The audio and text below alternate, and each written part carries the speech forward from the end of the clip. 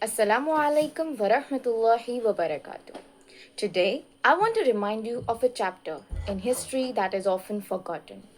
The story of Salahuddin Ayyubi and his remarkable efforts in Jerusalem.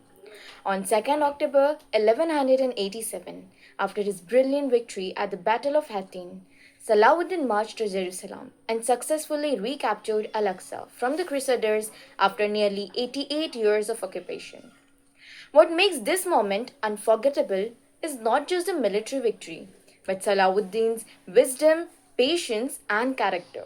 He spent years uniting fragmented lands, gathering forces, and planning every move with care.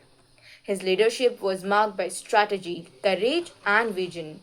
Even in victory, Salahuddin's actions were guided by mercy and justice. He allowed the city to surrender peacefully, protected the innocent, and treated his enemies with fairness. History remembers him not only as a great warrior, but as a man of honor and faith.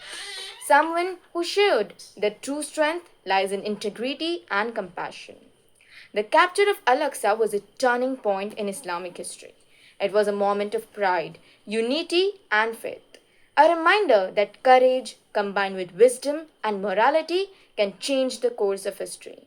On this day, let us remember Salahuddin Ayyubi's extraordinary efforts, his brilliant strategy, and the timeless lessons of his life. His story teaches us that true leadership is not measured by power alone, but by justice, courage, and compassion.